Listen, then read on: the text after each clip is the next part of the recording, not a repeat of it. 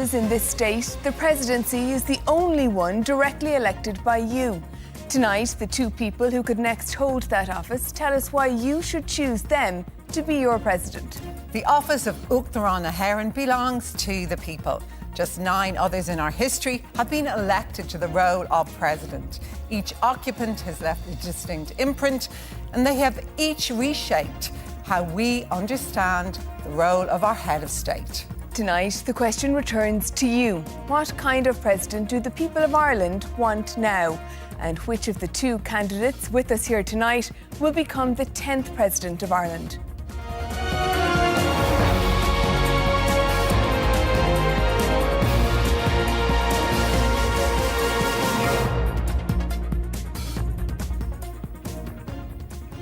Hello and welcome to the primetime presidential debate. Joining us in studio tonight are independent candidate Catherine Connolly and Fine Gael candidate Heather Humphreys. Catherine and Heather, you're both very welcome to the primetime debate this evening. Now, this is a debate, so we welcome lots of engagement and we also have lots of questions for you both.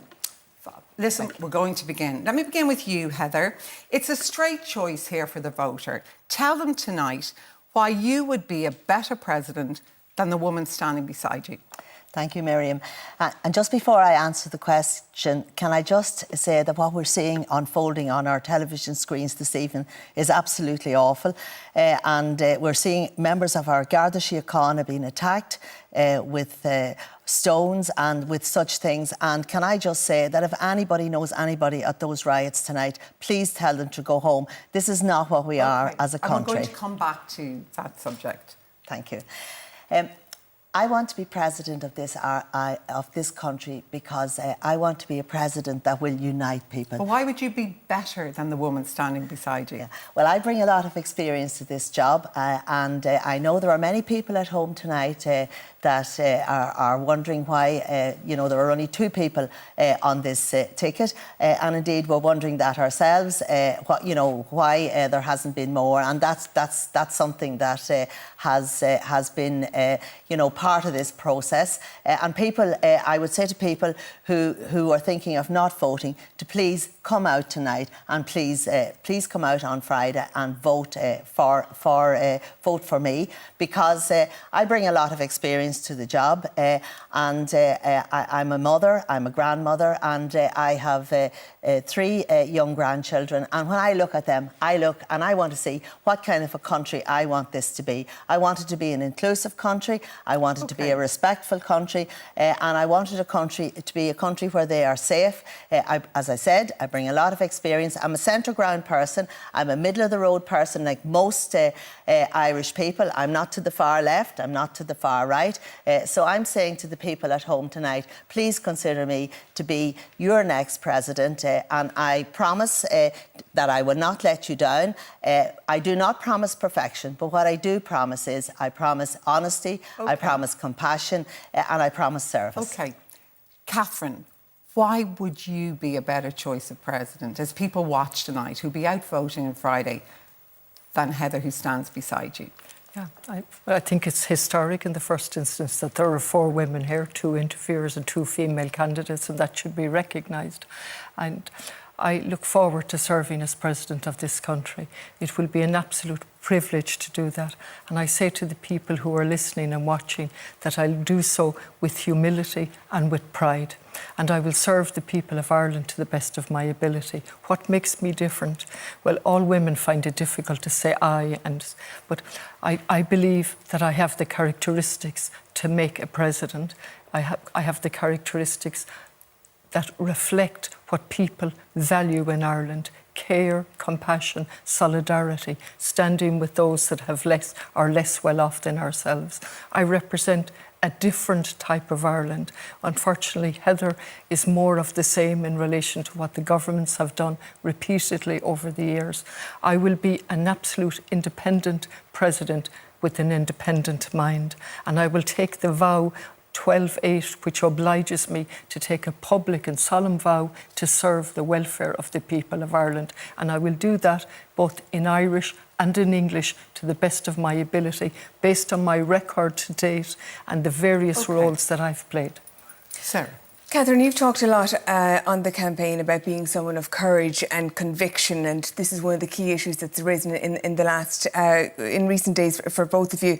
You did work as a barrister for banks in repossession cases, but on the campaign you avoided answering questions about whether or not you worked as a barrister for banks in repossession cases. Why was that? I've never avoided a question in my life.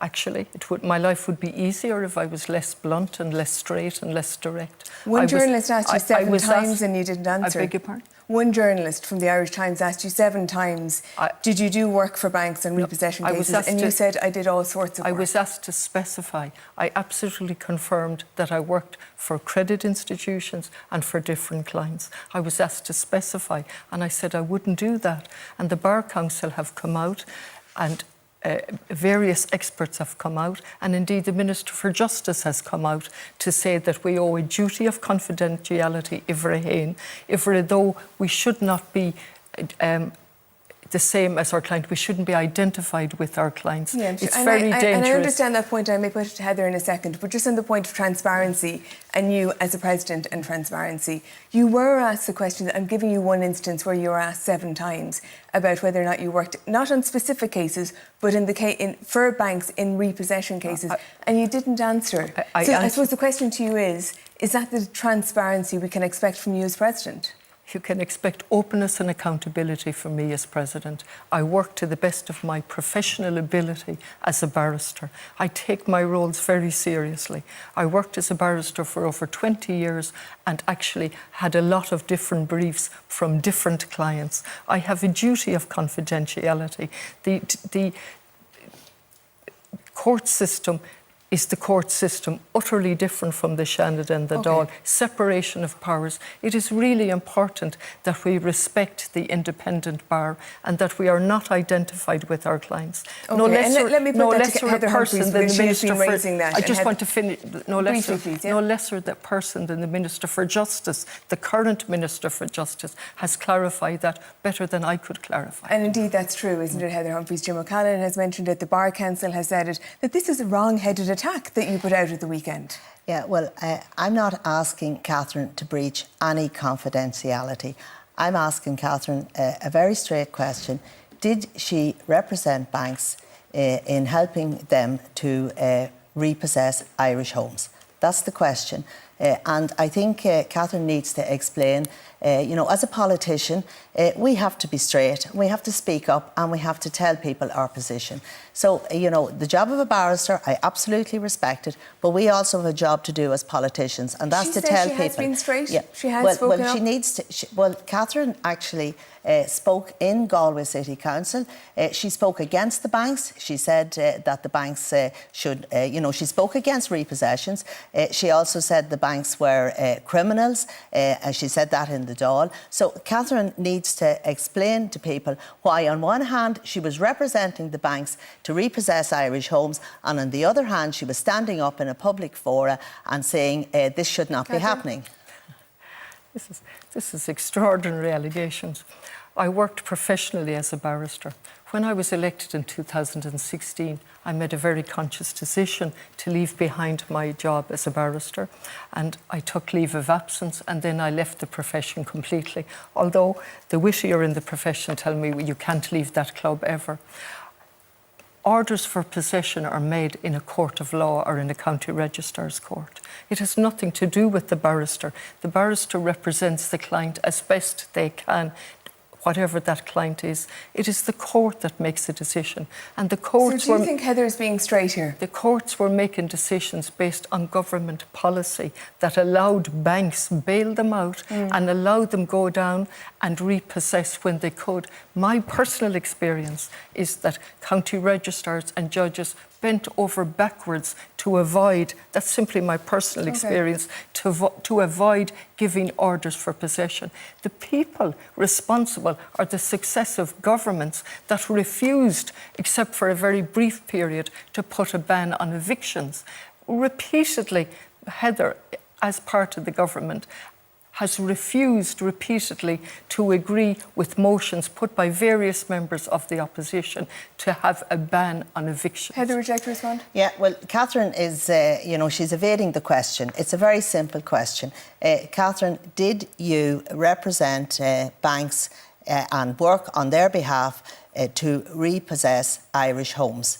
That's the question. I think, let me see if we can get an answer, because I think you did answer that in a previous debate, but I think you said yes. Is that correct? Absolutely said yes. I represented credit All right. institutions. Does that satisfy you, Heather Humphreys? Yeah, no, that's fair enough. There's nothing wrong with acting as a barrister and representing people. That's the job of a barrister. That's absolutely. But I wish Catherine had said that much sooner. But she was standing up in Galway City Council and she was castigating those same banks while at the same time she was representing them. And that, to me, is speaking out of both sides of your mouth. That is double standards. Though, Heather Humphreys, you spent the last 3 days of this campaign talking about it in a major Sunday newspaper, an attack video going round, not talking about your own campaign, talking about Catherine Connolly. Yeah. Is that not quintessentially a smear campaign? No, it certainly is not a smear campaign. And if you want to know about smear, we've all experienced what's happening on social media. Everybody sees what some of the very, very nasty things that have gone up on social media, particularly in relation to me and my family. There's been a lot. You're not accusing Catherine Connolly of anything? Oh, absolutely not. But people from the far left are certainly putting this type of stuff on social media.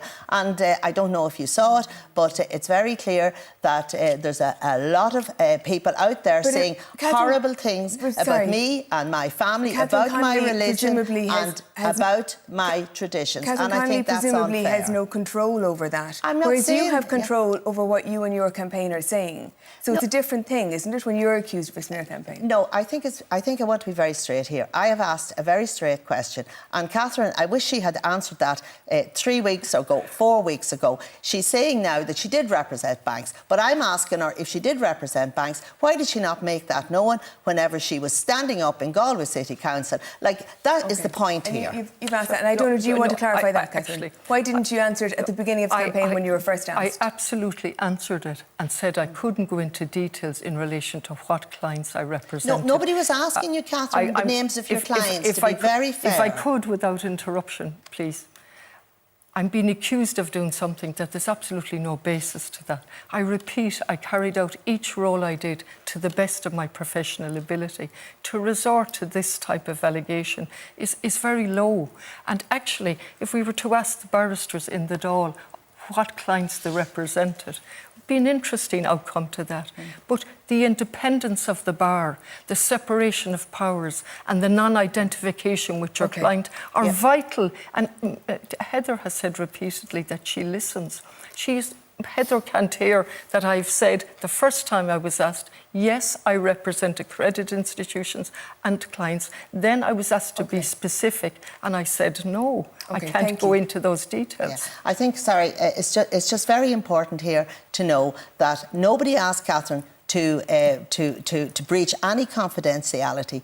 She was asked a straight question, made that point. and I think that's fair. And everybody respects the work of a barrister. And Catherine chose to be a barrister. And Catherine, I'm sure, was an excellent barrister. I've no doubt about it, because she was employed to do this work.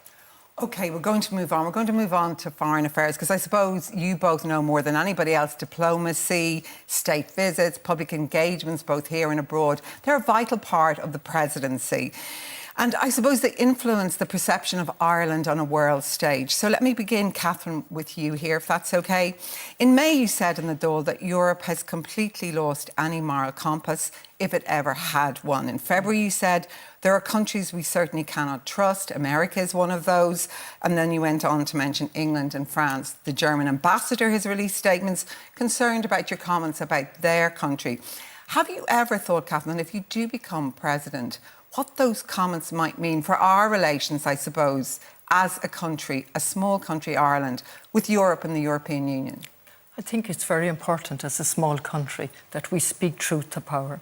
And I made comments in relation to the lack of trust in those countries, in relation to the genocide unfolding before our eyes. And I think as a small country that's a post-colonial country, a history of famine and a resolution of the conflict in the north on a peaceful means, if we do not use our voice to call out genocide and allow the normalisation of genocide, we're in serious trouble. And I don't think it's what the people of Ireland want. I have no difficulty looking forward to serving as President of Ireland and using my voice in different ways, as diplomatically as possible, in compliance with the Constitution. But any sensible person in Ireland, anybody that stands and reads and looks at what's happening, would have to be concerned at the increasing money going into the militarisation of Europe. And that's the direction that we're going. And my views are shared by quite a number of people in Ireland at the increasing militarisation, while we cut back on welfare, we cut back on housing, and we cut back on other essential services. But I suppose what many people watching tonight, Catherine, might worry about is many people do really believe in our relationship with Europe and the importance of the European Union for Ireland. And I suppose they might be concerned that you might say some of those things when you're president, such as that Europe has completely lost any moral compass, if it ever had one, the latter part being the strongest part there. I think it's really important that we recognise what's happening in the world and use our voice. I don't think there's any fear at all that I will not fulfil my role as President as professionally and as humanely as possible. I worked as a Las Ceann and indeed on occasions as Ceann Comhairle when the Ceann Comhairle was unavailable. I have proven my ability to be able to serve in different roles to the best of my ability, and to do so in a very human way and use my listening skills. I have met various dignitaries. I met the former president, Joe Biden, a former president of America. I've met Frau von der Leyen. Okay. And I had serious concerns about American policy before President Trump, but I still fulfilled my role, met him, shook hands and led him around. Heather, obviously when we hear Catherine there, she almost does a critique of Europe, but when you look and listen to what you said, you seem to just accept everything the EU says. Have you ever been critical of anything it's ever done? Well, can I just say I am very pro-European. I always have been. Unlike Catherine, I voted for the various treaties. Catherine voted against every single treaty that was brought forward. I have been at many meetings of many ministers across Europe, and I understand the challenges and I understand the concerns and the fears of countries like Finland, of Lithuania, of Poland, regarding the Russian aggression that we're currently looking at. And we see that Russia has invaded Ukraine.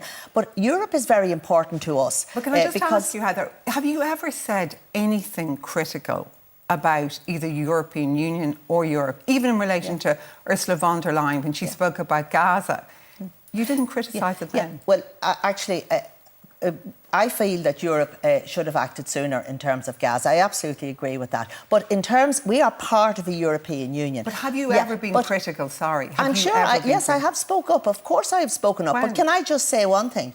It was very important to us that we got the support of the 26 European countries whenever we were faced with Brexit. Brexit was a serious challenge to this country, and we were worried there was going to be a border between us and Northern Ireland. We didn't know how to deal with that. But in terms of criticism, Heather, what have you spoken up on? I've spoken up on various different things, possibly to do with maybe over-regulation in certain areas that we felt that maybe this was too much. And I have raised my concerns. But as a minister, like what? I have always raised those concerns at cabinet level. And there's many different issues that I have raised that I had concerns about. So, but we are part of Europe, and I know the benefits of being in Europe. Is there one you can tell us about, just as an example of something you really were quite critical of in terms of the European Union, that you weren't just saying, as a slogan, I'm pro-European, so I accept everything? No, I don't accept everything.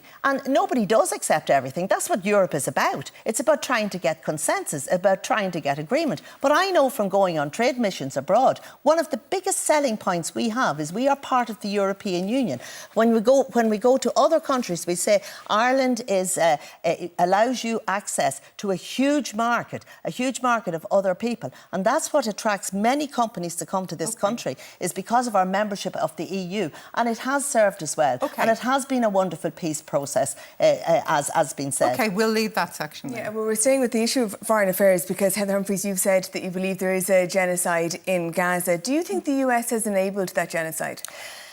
Well, the US has actually, at this point in time, started to get the peace or a ceasefire, and I think that's very important because at the end of the day, what we want to see in Gaza is peace. We want the women who put their children to bed at night, we want them to know that when they wake up in the morning, their children are still going to be in their beds. There's 67,000 people dead at a conservative estimate, funded by US money, US weapons. Do you think the US has enabled genocide in Gaza? Yeah, well, Ireland has always spoken up, and I was part of a government that recognised Palestine as a state. There was 30,000 people killed then, and I know Europe has been slow in reacting. I accept that. None of that is the question, though. The question I think people at home might be interested in, because people do feel very strongly about this, the US role in what has happened in Gaza. What's your view on the US role in what has happened in Gaza? Yeah, well, the US has been part of this process now, this peace that has come to Gaza,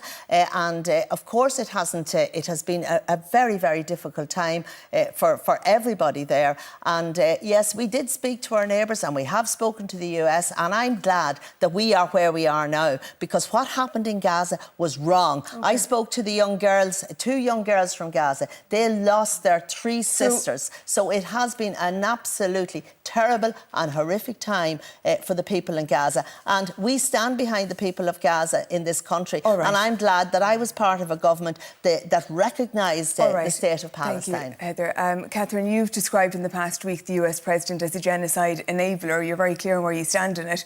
You would likely meet him if you were elected President. Would you say to him that you believed the US enabled genocide in Gaza? As a President, I will meet anyone that the government invites into the country. That will be part of my role. But let me just deal with genocide for a minute, and let me deal with what Frau van der Leyen did. And she stood shoulder to shoulder with Netanyahu, and there's an arrest warrant out for that man.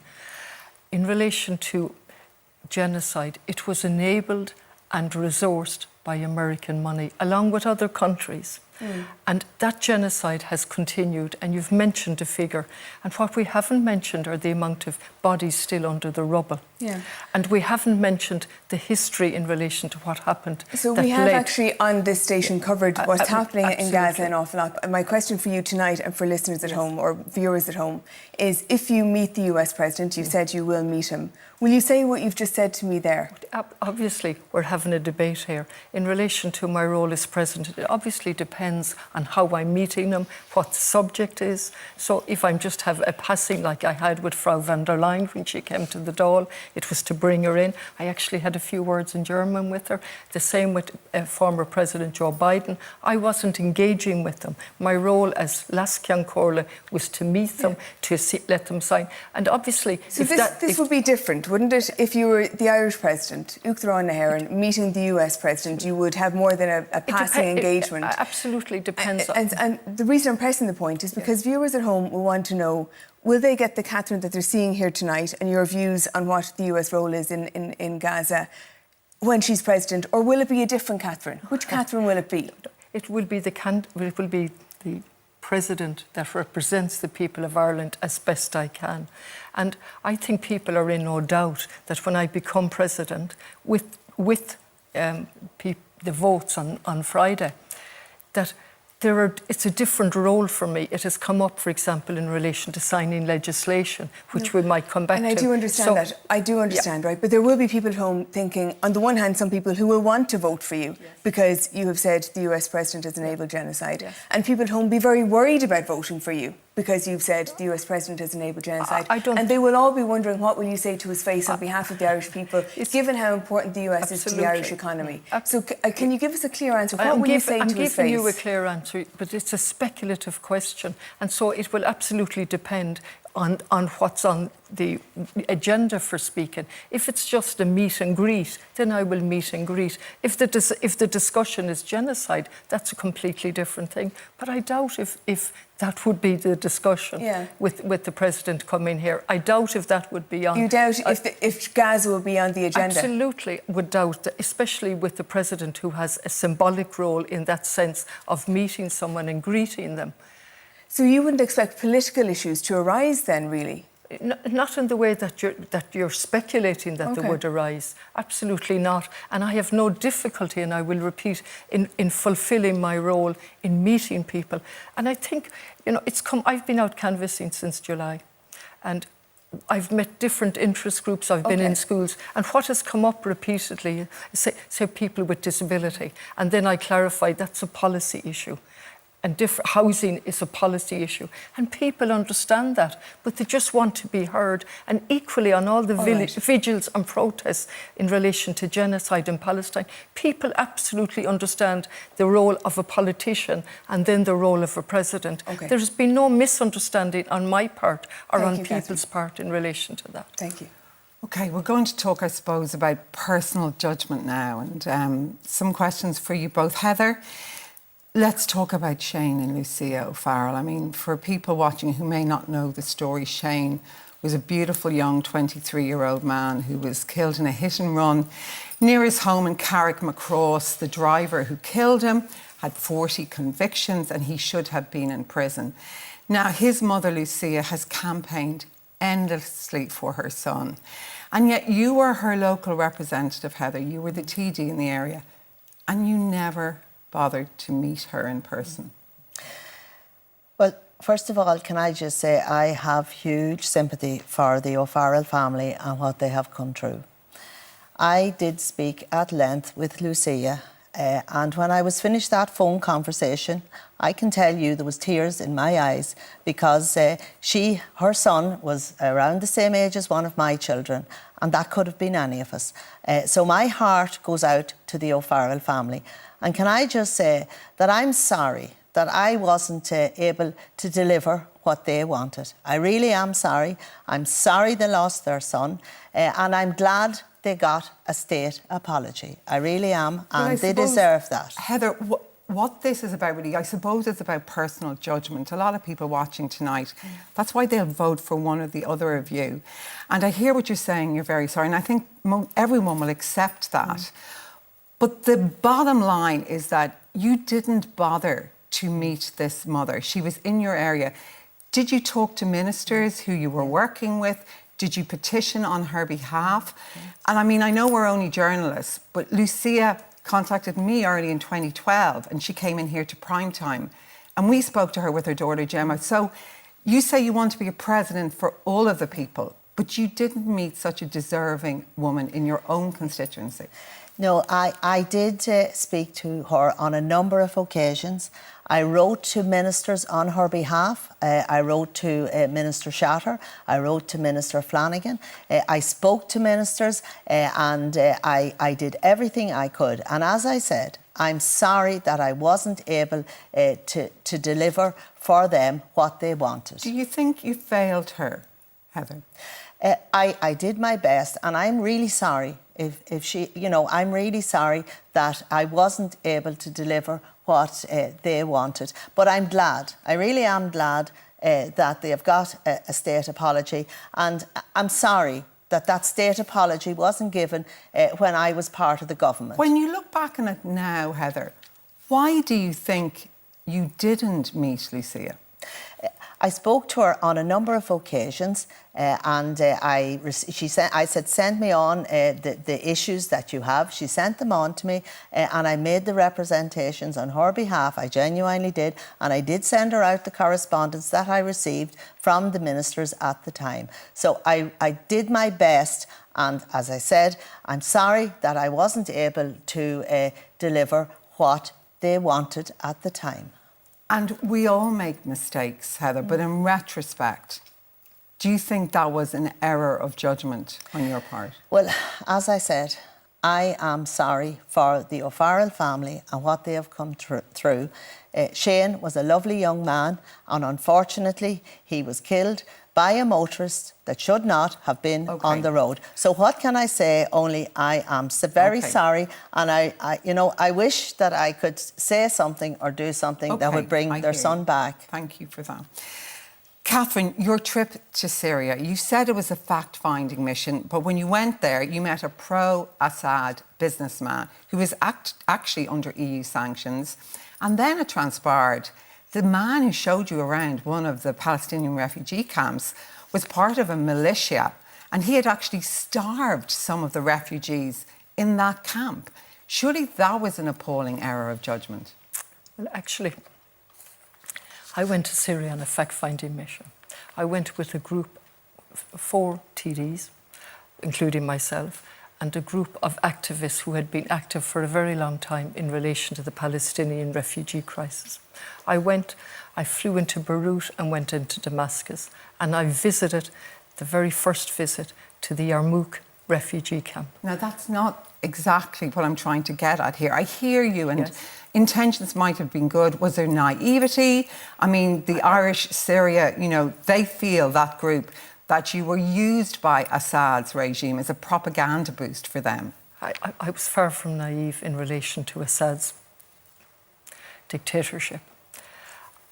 And we had no control over people who came in and out of our presence. Did you know who you were going to meet, Catherine? I mean, did you ask beforehand? You're going to Syria, where Bashar al-Assad is running a dictatorship. Absolutely. Did you wonder who you were going to meet?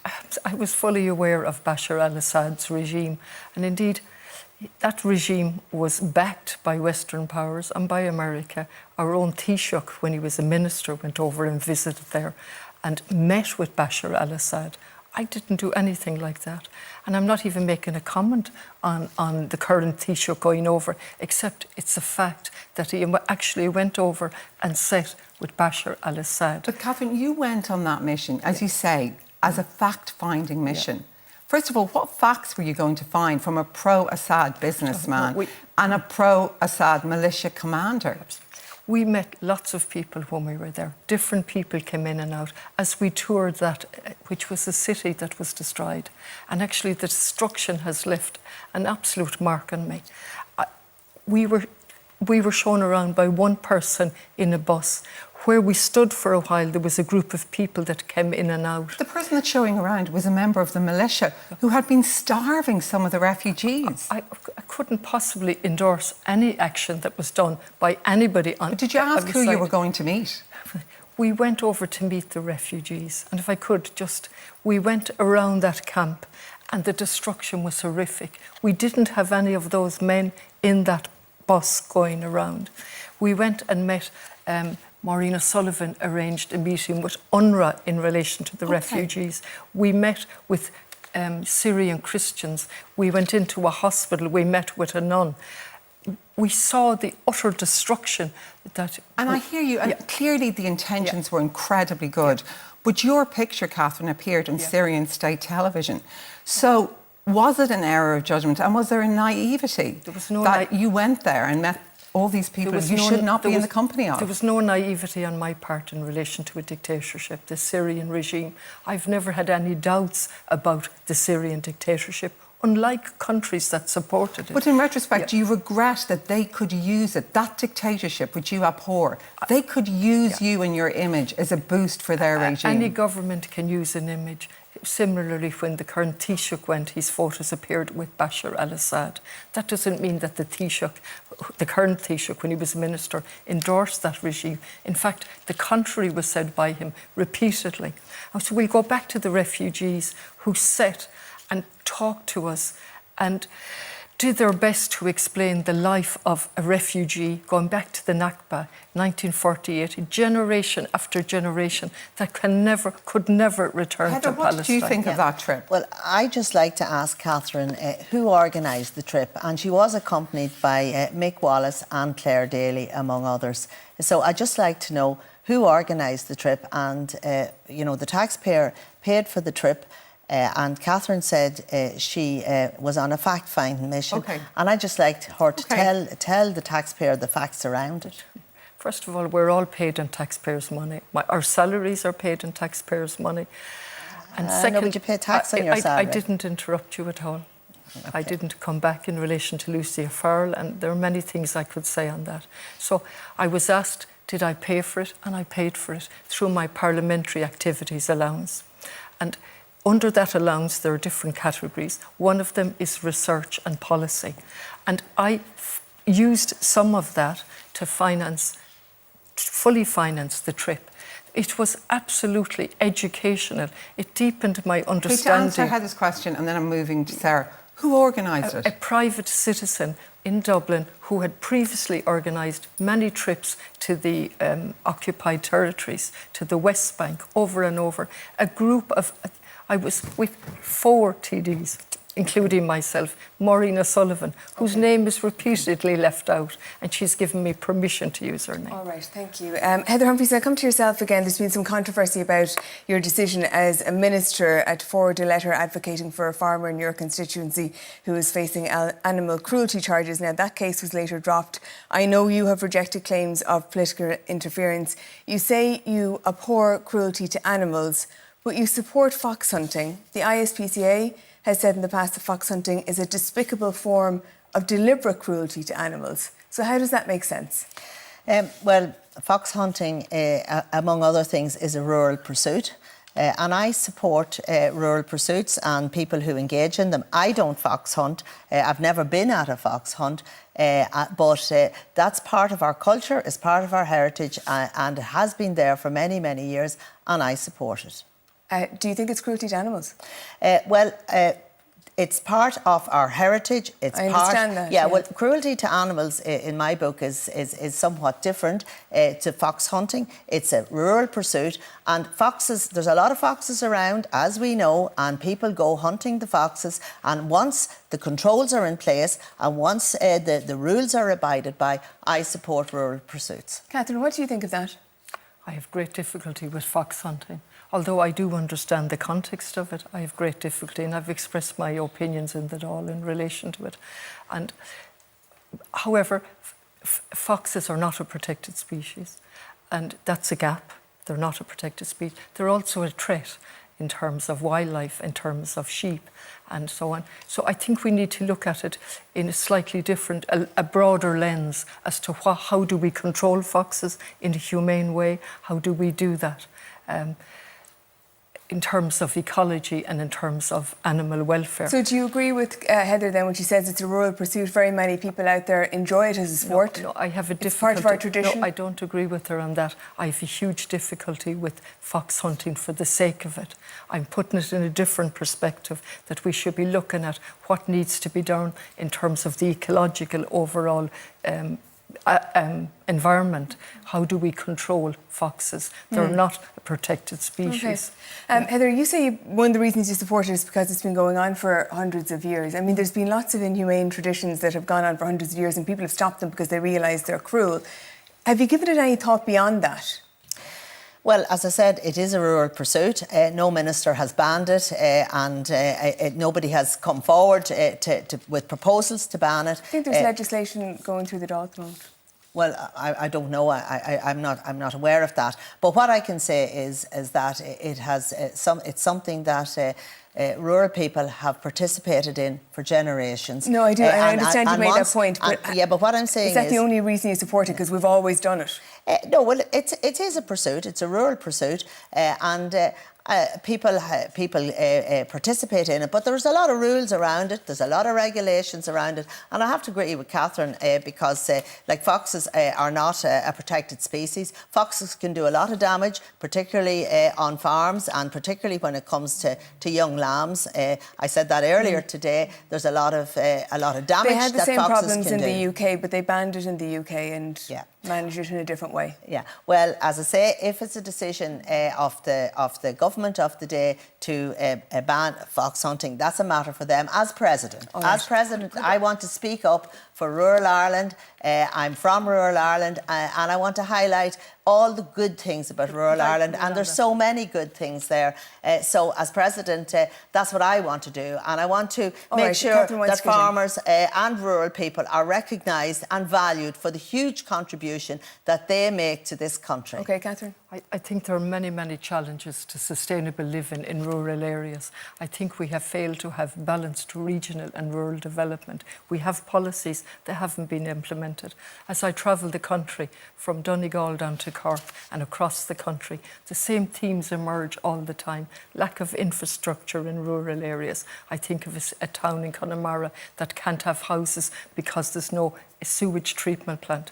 And I have gone to almost every agricultural show during my campaign, and the same themes emerge: the failure to have proper regional development, proper balanced briefly, regional... Heather, you want to get in? Yes, OK. Well, I've been around the country as well. And do you know what I have realised? This is a great country and there's a lot of positivity in rural Ireland. And I was delighted when I was the Minister for Rural and Community Development to invest in community halls, to invest and repurpose old buildings, to turn them into remote working hubs so people could live and work in the rural areas. And do you know, there'd be a lot more things in this country if people didn't object to them, whether it was sewage schemes or roads or such infrastructure. So I think people need to be careful on that one. The lack of infrastructure is not due to people objecting. Well, the lack of infrastructure is due to successive governments failing to roll out infrastructure. In the 21st century, I'm referring to a town in Connemara that cannot develop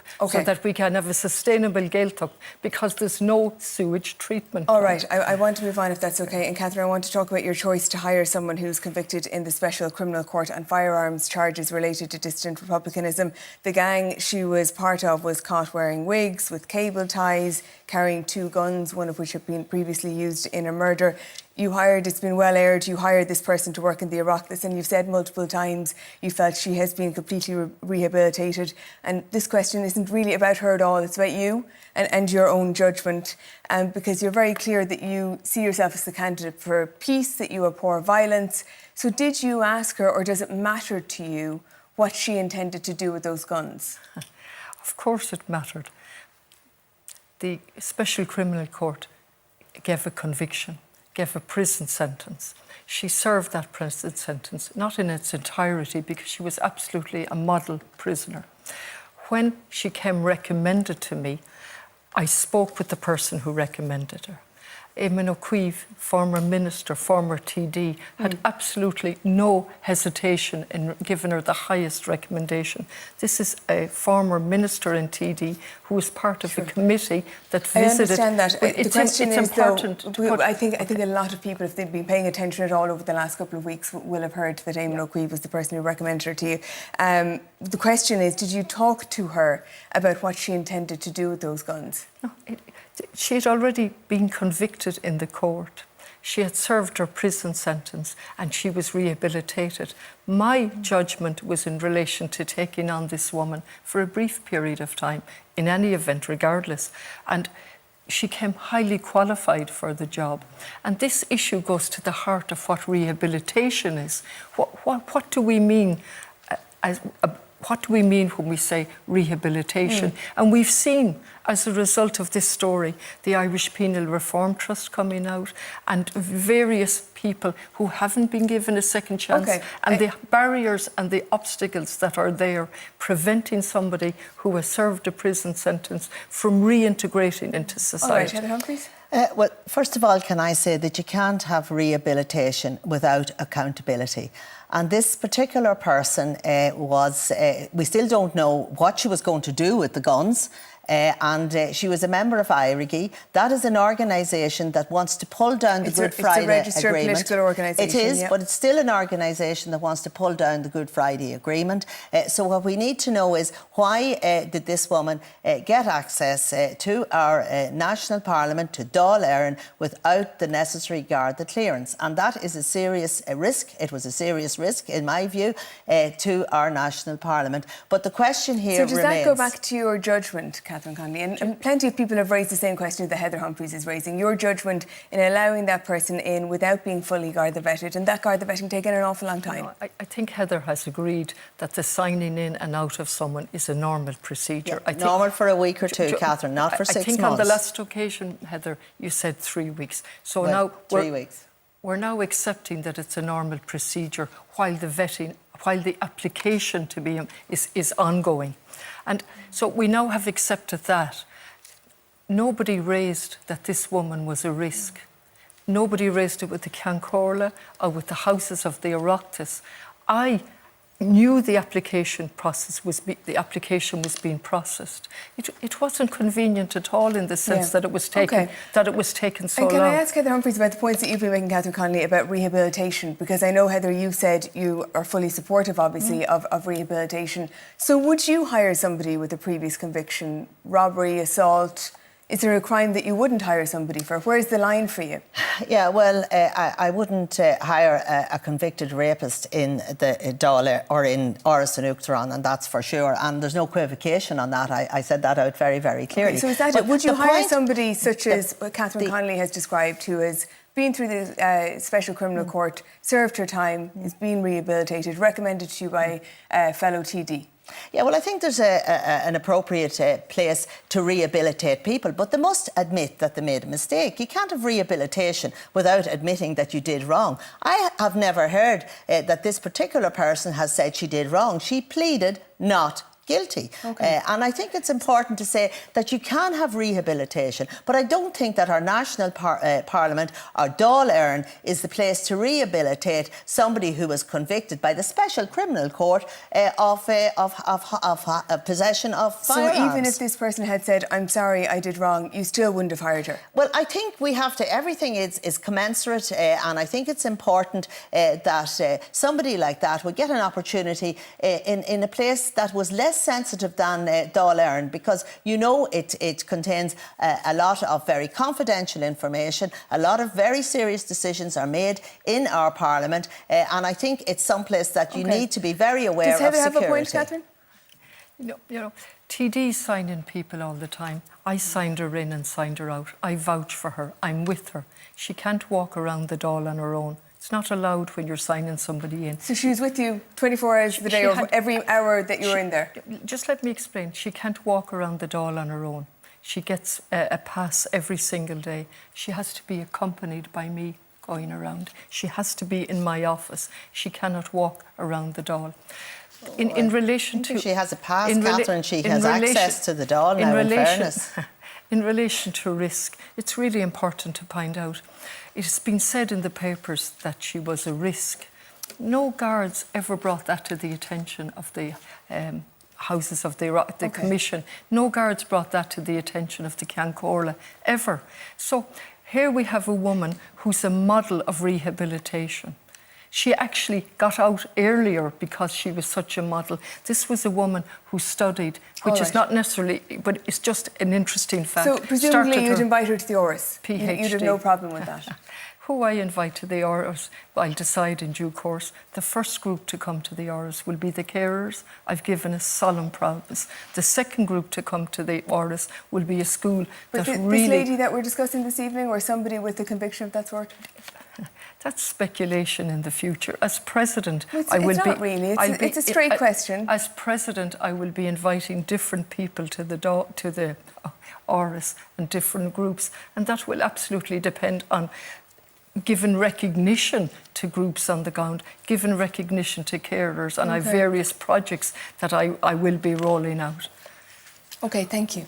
OK, we're going to move on to a completely different subject. This is, Heather, on the Irish language. When you were Minister for the Gaeltacht, you said you'd learn it. Now, I know you're on the record saying that if you become President, you will learn it. But I suppose, why would people believe you'd learn it now if you didn't learn it before when you said you would? Bawailam a bheith abalta níos mór Gaeilge a labhairt. I'd love to be able to speak more Irish. And I learned Irish the same as everybody else, and I went into the world of work. I didn't have an opportunity to use it, so like many things, you lose it. But I think my biggest problem is the confidence to speak Irish, the confidence to use the Gaelic and to use the language, because we're all afraid that we're going to say the wrong thing and we're going to look foolish. So I did go to the Gaeltacht, and it was certainly coming back to me. I was brushing up on my Irish. Then I moved to another department, and I was in the throes of Brexit, and then with many other issues relating to that time, which I worked very hard in trying to help businesses and support this country during Brexit.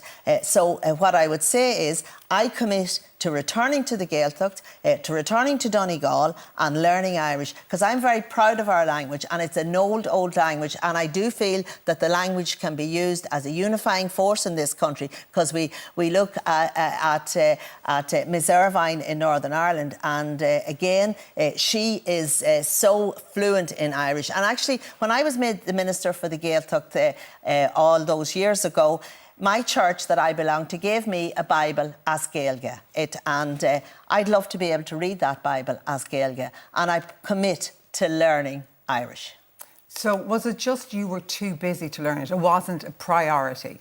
As I said, I did spend a week in the Gaeltacht, and I absolutely enjoyed it. And I can speak Irish, but I'm not confident, and I would like people to come on a journey with me. There are many more people like me who learned it, and we're just hesitant about saying the right words at the right time in case we look foolish.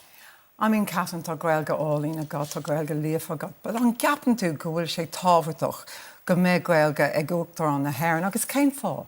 Ceapan go bhfuil sé Harbheith tábhairteach go mbeidh Gaeilge ag an chéad Uachtar an eile. Is í teanga efigúil na tíre is í an teanga is tábhairtaí ó thaobh éon míthuiscint maidir le an béarla agus le an Gaeilge de éon dlí. Ach ní hé man nós caithfh nús gcuine tusk nach bhfuil Gaeilge acu. Ní hé sin an bealach atá agam. I have never, ever criticised somebody for not having Irish. And on that, actually, Catherine, the language can actually be weaponised, as we see north of the border, even at the moment on road signs. There's a huge divisiveness about the language for many people north of the border who don't feel it's their language. And also I was listening to a radio show this morning, and there were people phoning in saying they are alienated by it because they feel they're so bad at talking it, that they feel they can't do it properly. And it also brings them back to their childhood when they found it impossible to learn. So there can be an alienating side of it for those of us who can speak it. That's quite a long question and statement, so maybe I'll try and deal with it as best I can. First of all, I have never criticised someone for not using the Irish language. I myself learned it. I went back after school, and it was an absolute privilege to be able to do that in Galway and go back and learn it. Indeed, I'm still learning, and I think what I learned the most is to be able to recognise the mistakes but not to prevent them. So I understand the learning of Irish on every level. But this is about the role of the President of Ireland and the importance given to it in the Constitution, the Irish language. And so it is very important that the President would be able to use the language. But I'm not using that. I'm just explaining, just sorry, in relation to the Irish language. We have come so far in Ireland on one level. We have finally got Achna Teanga Efagula that gives rights to people that haven't been implemented. But Heather, on that, you obviously come from a different community from a lot of other people on this island. Do you feel it can be alienating or it can be weaponised in the way we see the street signs crisis at the moment in the north? Well, I feel it's an old language, and Ulster Irish and Gaelic in Scotland is very, very similar. And I feel that given a bit more conversation, a deeper understanding, there's so much about that language that can actually unite us. And if I was elected president, I would try to bring people together. I would try to say to them that you see in history where the clergymen came from Scotland and they came into Ulster and they preached as Gaeilge or as Scottish Gaelic. And there's a unifying force there. And I really, really would like to work to bring that together. I think there's a lack of understanding here in relation to, of course, it's one of the ancient languages in Europe, but it's actually the living language of quite a number of people in Ireland who are without services in Ireland. And of course... Very sorry for interrupting there, Catherine. We actually need to get to a break. After the break, we'll be discussing immigration, and then we'll have more key questions for our two candidates.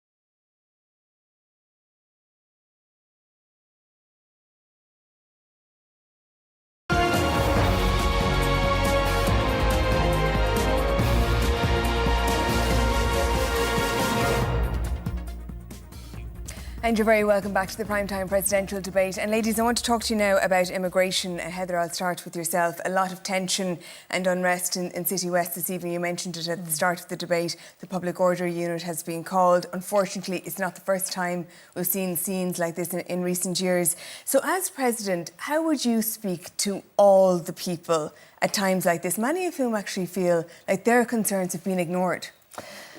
Well, I want to be a president that brings people together, that breaks down those preconceived prejudices, those notions that people have in their head.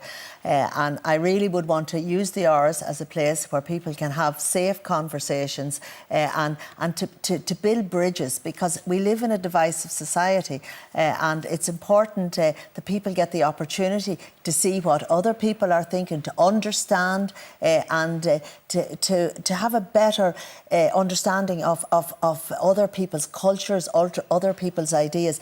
But can I just say, what we're seeing on the streets of Dublin tonight is absolutely horrific. We see the men and women of An Garda Síochána, they are being attacked and missiles are being thrown at them, fires are being started. This is wrong. And I would say to anybody listening tonight, if you know somebody that is at those riots, please, please, please ask them to go home. This is not what we are as a country. This is not what we are as a people. And this it's maybe at the tip of the iceberg and an indication of how unhappy a lot of people are. And a lot of people put the blame for that on the previous government, of which you were a part, and how you handled immigration. Well, we need immigrants in this country. There's no question about that. We need people to work in our hospitals, to work in our care services, to work in many, many different parts of our economy. We need workers here. So I agree that people should be able to come here on work permits and come here legally. And that is, but for those people who shouldn't be here, who are coming here illegally, we need to process them quickly. And if they shouldn't be here, they need to go back to their own countries or where they came from. Catherine Connolly, the same question to you. How would you speak to people tonight, if you were President, looking at the scenes that we're seeing on our television screens? I think it's very upsetting, actually. And I've just had verbal reports. I haven't had time to read or see what's happening, but I've got detailed verbal reports. And it's very, very upsetting that we have hundreds of people gathered and that the public order unit is out from the guards. It's deeply disturbing. And I think it's time for leadership from politicians, and indeed as President, but I'm not President tonight, to use our voices to show leadership and to actually analyse what's happening here and stop conflating things. So we have a young girl who's been sexually assaulted. We won't actually go into any details because somebody's been charged in that just case. Just the reporting of it. Yeah, and we won't mention the case at all. Thank you, won't, Catherine. but just the reporting of it is deeply upsetting that this has happened. And of course our thoughts are with the girl and the family. That goes without saying. Secondly, then, we need a review, and I think the Minister for Education has called for a review because the girl in question was in state care. All right. In relation to division, I think we really need to be very careful in this country. We're a country of welcomes. And so I think different subjects have been conflated. We have the direct provision system, and then we have people coming into our country to work. And it's extremely difficult, actually, to get into the country. You have to get a work permit, and you go through the hoops to get it. So we need workers. Thank you. I beg your pardon. Sorry, thank you. Thank you very much. Yeah. OK, Heather, in 4 days' time, you could be the president. At the moment in this country, the government has declared a national emergency in relation to climate change. Many people feel the homelessness and housing situation is already an emergency. Others are worried about the economy. So who you appoint, if you become president, your Council of State, will matter, will tell us a lot about your priorities. So what kind of people, with what kind of traits and in what kind of areas would you appoint to your Council of State?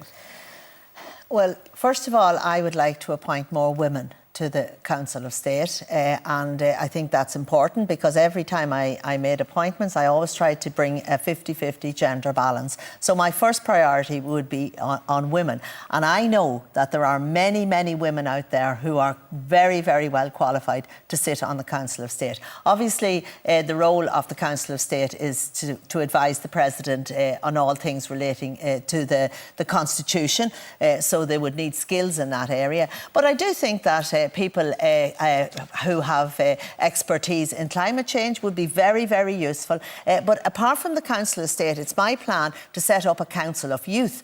So that would be young people from representative organisations right across this country representing youth groups, and they would speak directly to the President, these young people, so the President could speak on their behalf, and they could have that conversation on a very, very regular basis and advise the President on what the President should be speaking out on in terms of young people and how the President can represent young people.